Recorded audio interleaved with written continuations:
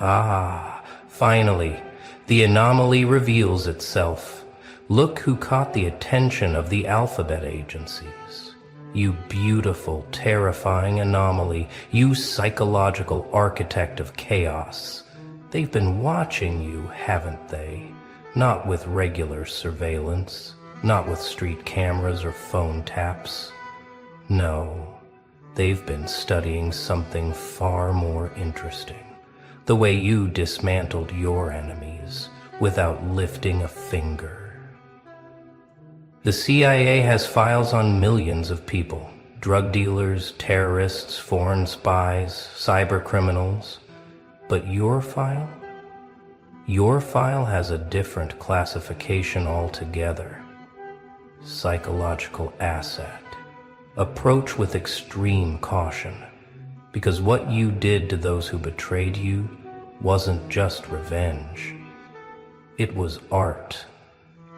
It was surgery, performed with words and silence. Let me tell you what happened 3 months ago in that conference room in Langley. 7 senior analysts sitting around a table, your digital footprint projected on the wall. They weren't looking at your posts or your pictures. They were analyzing the aftermath. The psychological craters you left in people who thought they could cross you. And one analyst, the one who'd seen combat in 3 different wars, he leaned back and whispered, "This isn't civilian behavior. This is special ops without the ops."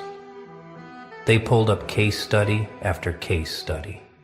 That ex who tried to destroy your reputation? They tracked their social media spiral, their paranoid posts, their public breakdown, all without you saying a single word about them. That former friend who betrayed your trust?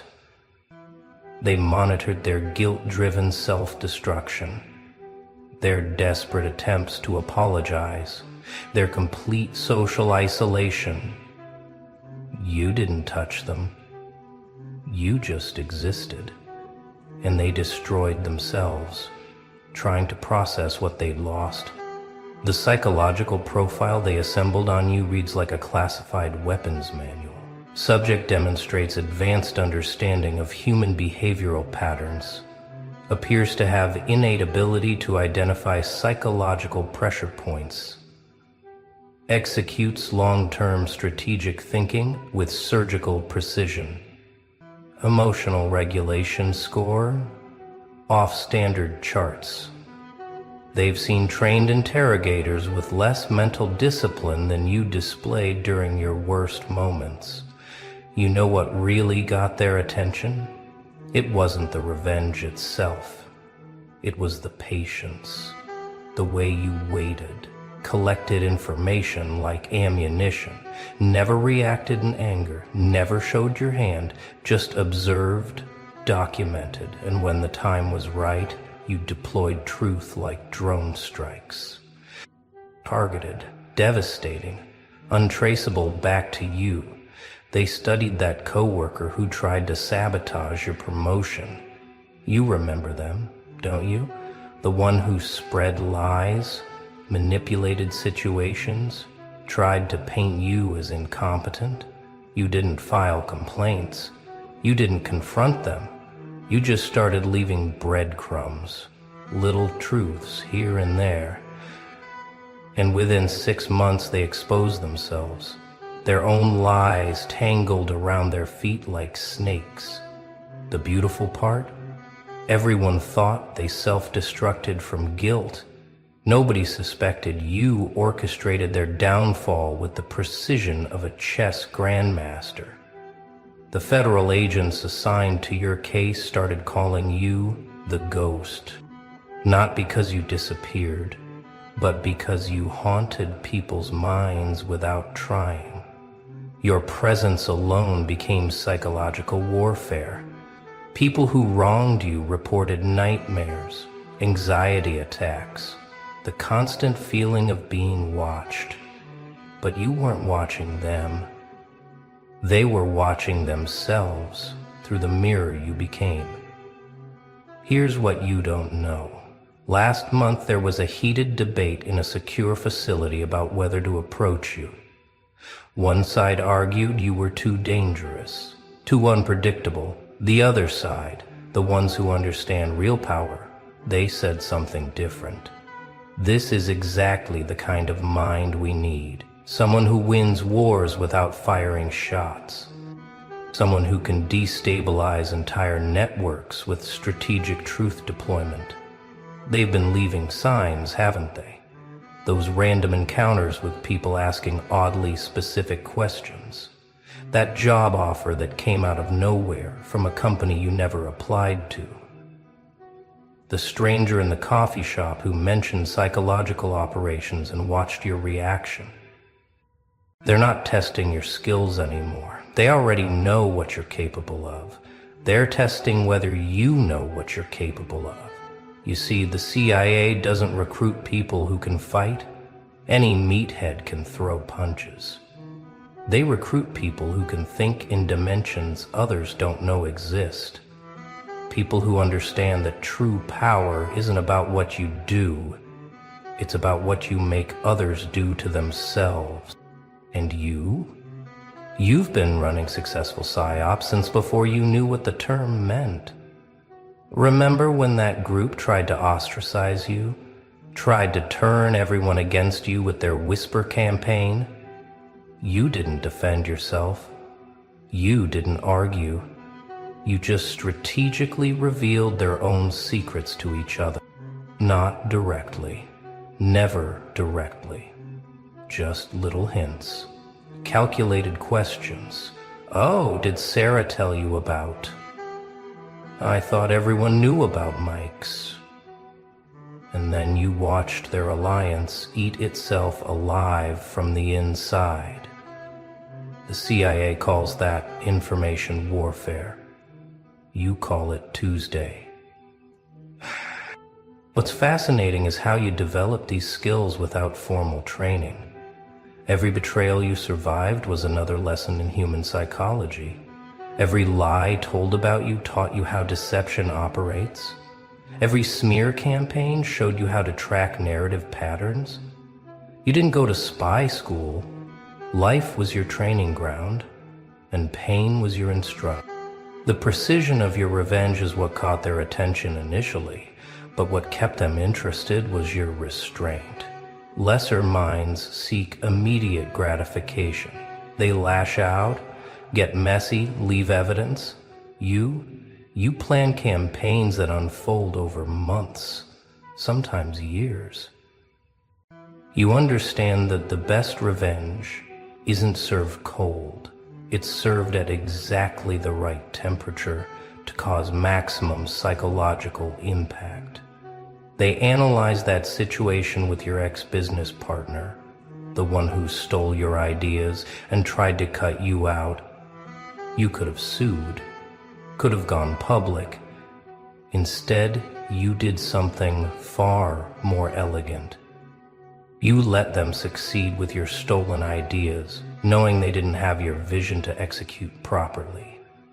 Then you quietly built something better, drew away their best talent with your superior leadership, and watched their empire crumble from incompetence. By the time they realized what happened, you were untouchable. The agent studying you noted something unusual in their reports. Subject appears to experience no satisfaction from revenge itself.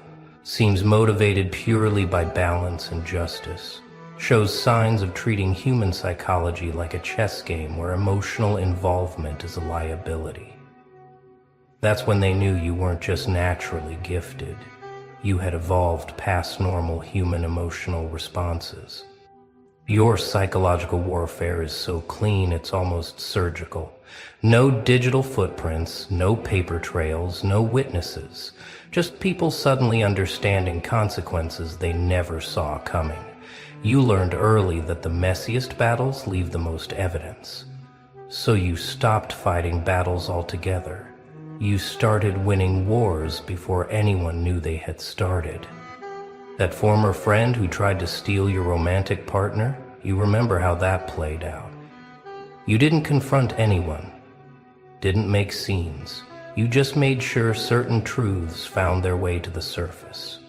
Their history of cheating, their financial problems, their real motivations. Not through gossip, through strategic placement of facts that others would discover naturally. Within 3 months they destroyed each other, and both came crawling back. But you had already moved on, because the victory was never about getting them back. It was about proving they were never worthy of you in the first place. The CIA has a term for what you do: cognitive infiltration. It's the ability to get inside someone's decision-making process and influence it without them knowing. Most agents need years of training to develop this skill. You do it instinctively. Every conversation is an intelligence-gathering operation. Every interaction is a chance to plant seeds that will grow into the exact outcomes you designed. They've calculated the success rate of your psychological operations. It's not perfect, nothing is, but it's high enough to be statistically impossible without conscious strategy. The way you've turned enemies into self-destructive shells. The way you've made betrayers betray themselves. The way you've haunted people's minds without ever acknowledging their existence. It's not luck. It's not coincidence. It's talent so pure it looks like magic to those who don't understand the science. What's most interesting is that the CIA doesn't question the ethics of what you do. They understand something most people don't. In a world of information warfare, the one who controls perception controls reality. And you've been controlling perception like a master painter working with invisible ink. Your enemies paint themselves into corners using brushes you handed them without them knowing. I could ask for a bit of cool-outer. Sardonies like, they've noticed your rules of engagement. You never target innocents, never cause collateral damage. Your operations are precisely targeted at those who struck first. It's not vengeance in the traditional sense. It's balance. It's making sure people experience the exact consequences of their actions, amplified by their own guilty consciences. The agency respects that. They see it as sign of operational discipline. Remember that supervisor who tried to gaslight you? Tried to make you question your own sanity with their manipulation? You documented everything. Not for HR, but for your own psychological counter-operation. Then you slowly, carefully, made them question their own reality. Scheduled meetings they didn't remember, emails they swore they never sent, projects that seemed to complete themselves. Within 6 months they were checking themselves into therapy, convinced they were losing their mind. The irony was beautiful. The gaslighter extinguished by their own flame. The federal agents have a betting pool about you, not about whether you'll succeed. That's a given. They bet on how long it takes your targets to realize they've been psychologically outmaneuvered. The average is 6 months. 6 months from first contact to complete psychological capitulation. That's faster than most military psyops campaigns. And you do it without any resources except your mind. So here's what's going to happen next. They're going to approach you. Not directly at first. They'll send someone who seems random. Someone who speaks your language. Someone who drops certain phrases and watches your eyes. They'll mention things like strategic thinking and unconventional solutions, and people with unique skill sets. They'll be testing whether you're ready to acknowledge what you've always known. You're not like the others. If you pass that initial contact, the real invitation comes. It won't look like what you expect. No men in black suits, no clandestine meetings in parking garages. It'll be subtle. A job offer from a consulting firm that doesn't quite exist. A scholarship to a program you didn't apply for.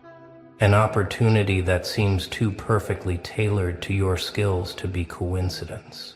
Because it's not coincidence. It's recognition. They want to know if you can do consciously what you've been doing instinctively. If you can weaponize your psychological precision for something bigger than personal justice. If you can operate on a global scale with the same surgical accuracy you've shown in your personal life. They already know you can. The question is whether you know you can. The thing is, you don't need their training.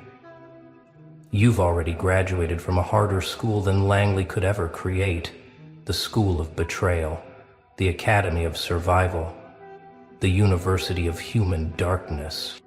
You've got doctorate in psychological warfare from the College of Life's Cruelty. What they are offering isn't education, it's resources, it's scope. It's the chance to play the game you've mastered on a board that spans continents. Your mind is an unregistered weapon, and they know it. The way you process information, identify patterns, predict human behavior, it's not normal, it's not trained, it's evolved. You're what happens when someone gets broken so many times they rebuild themselves into something unbreakable. Not harder, smarter, more precise, more dangerous. You're well ready. They've tried to replicate what you do in laboratory settings. Trained agents to think like you think, to see the psychological pressure points you see instinctively. They fail every time, because what you have can't be taught in a classroom. It's forged in the fire of real betrayal, shaped by the hammer of real pain, cooled in the ice of real isolation. You're not a trained weapon, you're an evolved one.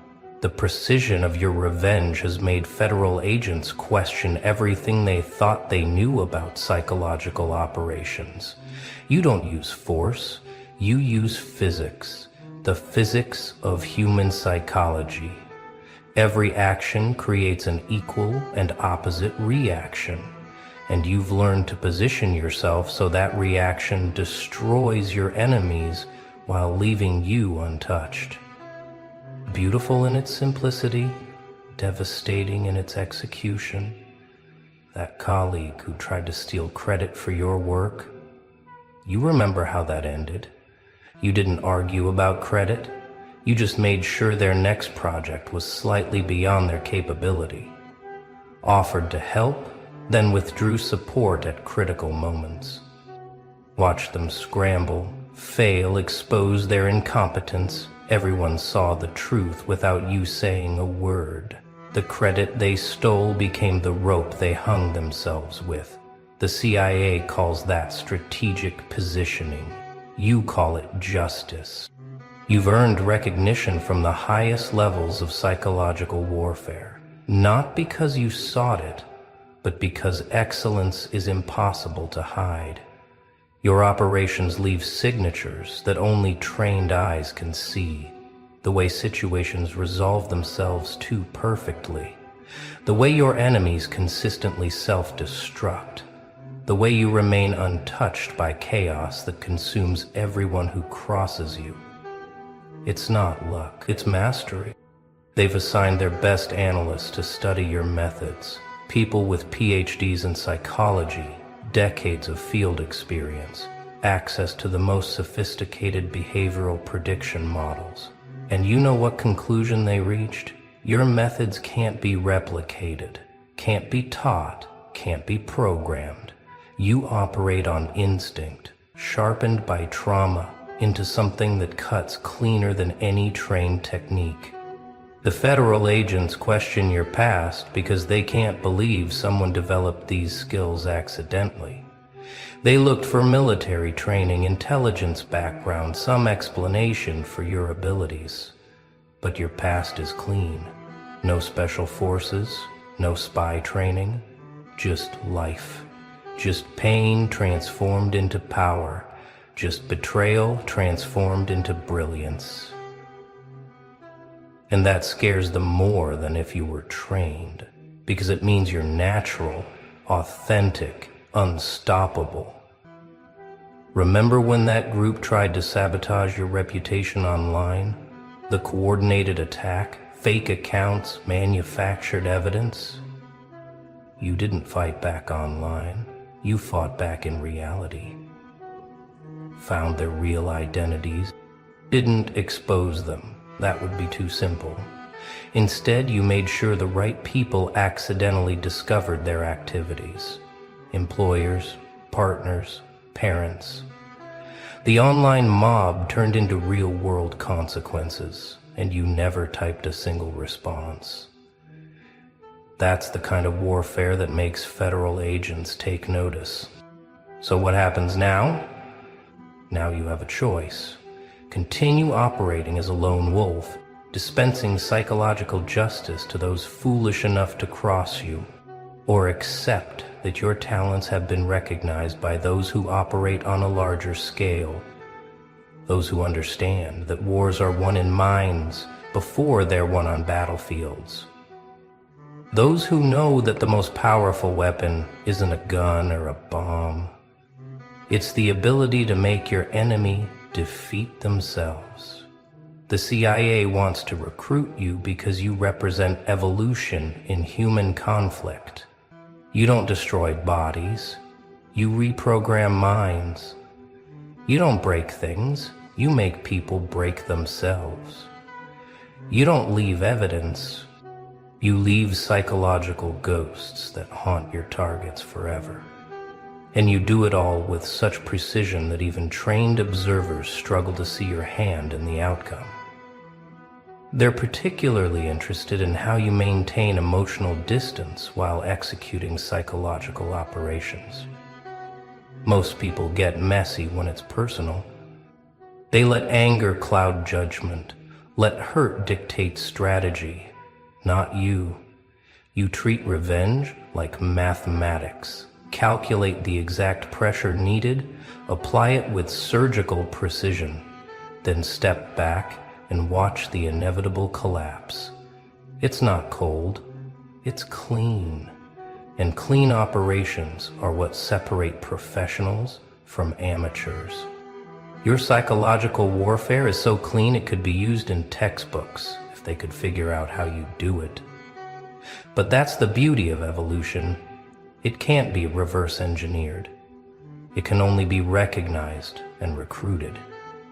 And make no mistake, you're being recruited, not for who you were, not for who you are, but for who you could become with the right resources and scope. So the mask finally slips, doesn't it? Look who's finally ready to hear the truth about their duality. You magnificent paradox, you walking contradiction that makes people question their sanity. They see your face and think they've found safety, found kindness, found someone who understands. But then they catch your eyes, don't they? And for just a split second, they see something else entirely. Something that makes their blood run cold, makes their smile falter, makes them take an involuntary step back. And you just stand there, perfectly still, letting them wrestle with what they've witnessed. Because you know something they're only beginning to suspect. Both versions are real. Both masks are genuine, and that's what makes you more dangerous than any simple monster or saint could ever be. You're not playing a character. You're not hiding behind facades. You're showing them exactly who you are. A soul that learned to hold mercy in one hand and annihilation in the other, and to wield both with surgical precision. They want to know which one is the real you. As if humans are meant to be simple, as if we're supposed to pick a lane and stay there forever. But you shattered that illusion long ago. You became the storm, and the eye of the storm. Simultaneously, you learned to smile with genuine warmth while calculating exit strategies. You mastered the art of offering comfort with hands that remember how to destroy. And this terrifies them more than pure evil ever could, because at least evil is predictable. Your face shows mercy because you've been broken enough to understand suffering intimately.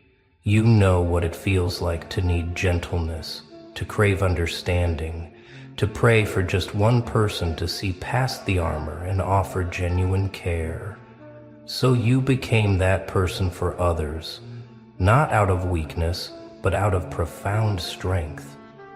Every act of kindness you perform comes from a place of conscious choice, not naive optimism. You extend mercy because you know its value, not because you're soft. But those eyes tell a different story entirely. They hold the inventory of every betrayal, every abandonment, every moment someone mistook your kindness for weakness. Your eyes are the archive of lessons learned in blood and silence. When people look deep enough, they don't see anger, they see something far more terrifying. Absolute clarity. They see someone who has calculated every possible outcome, memorized every escape route, cataloged every weakness in the room within seconds of entering. Your eyes show annihilation not because you're planning violence, but because you've already survived your own destruction and rebuilt yourself from atoms. You've been to the place where everything ends and walked back with souvenirs. Those eyes have witnessed betrayals that would break most people's faith in humanity permanently. They've seen behind the masks that everyone wears, decoded the lies people tell themselves to sleep at night, understood the small cruelties that keep the world spinning. And here's what really unsettles them. Your eyes show that you're capable of absolute destruction, but you're choosing not to engage it. That's power they can't comprehend. Most people's mercy comes from inability to cause harm. Yours comes from the conscious decision to holster weapons you've already mastered. You could dismantle their entire psychological framework with 3 sentences, but you choose silence. You could expose every secret they think they're hiding, but you choose to let them keep their illusions. The disconnect between your merciful face and those annihilation eyes creates a cognitive dissonance that breaks people's mental programming. They can't categorize you, can't file you away in their neat little boxes labeled friend or enemy, safe or dangerous. You exist in the liminal space between categories. And that's exactly where you've learned to thrive. You're the gentle hand that could crush, but chooses to caress. The soft voice that could scream truths that would shatter souls, but chooses whispers of comfort. This duality didn't happen overnight, did it? No, this was forged in the specific fire of betrayal by those who were supposed to protect you. You learned to show mercy because someone should have shown it to you when you needed it most, and they didn't. You learned annihilation because sometimes that's the only language the world understands. You didn't choose to become this paradox. Life carved it into you, with experiences that demanded you become everything at once to survive. Remember the exact moment it happened? When you realized that pure goodness gets you devoured and pure darkness gets you isolated? That was the day you stopped trying to be one thing. That was the day you accepted that survival requires the full spectrum of human capability. You had to become the sanctuary and the storm, the healer and the weapon, the one who builds and the one who knows exactly where to place the demolition charges. The one who knows exactly where to place the demolition charges. Your face learned to show mercy because you discovered that kindness is rebellion in a cruel world. Every gentle word you speak is a middle finger to everyone who tried to harden you completely. Every act of compassion is proof that they didn't win, didn't succeed in turning you into another bitter soul spreading poison. Your mercy isn't weakness. It's the ultimate revenge against those who tried to steal your humanity. But your eyes, those windows to your actual soul, they tell the truth about what that mercy cost you. They show the price of maintaining softness in a world designed to create sharp edges. They reveal the strength required to choose gentleness when you have every reason to choose violence. Those eyes have seen too much to ever be innocent again. But they've also seen enough to know that becoming the monster isn't victory, it's surrender. What people don't understand is that you're not conflicted, you're integrated. You're not struggling between two selves, you've married them into something unprecedented. The mercy on your face and the annihilation in your eyes aren't fighting for dominance. They're dancing together in perfect, terrifying harmony. You've become the person who can comfort a crying child with the same hands that could dismantle an entire empire if provoked. This is what happens when someone survives enough battles to understand that sometimes the greatest victory is not fighting at all. But when you do fight, you fight to end things permanently. You've learned that mercy without the capacity for destruction is just helplessness. And destruction without the capacity for mercy is just emptiness. You carry both because you understand that real power isn't about what you do, it's about what you're capable of, but choose not to do. Watch how people react when they first notice the contradiction. The smart ones, the observant ones, they catch it immediately. They'll be mid-conversation, feeling safe in your warmth, and then they'll accidentally look too deep into your eyes and see the abyss looking back. They stutter, they lose their train of thought. They suddenly remember somewhere else they need to be, because in that moment they realize they're not dealing with a simple person. They're dealing with someone who has transcended the normal rules of human interaction. You make people question everything they thought they knew about reading others. Your face says, "I understand your pain," while your eyes say, "I could give you pain you've never imagined."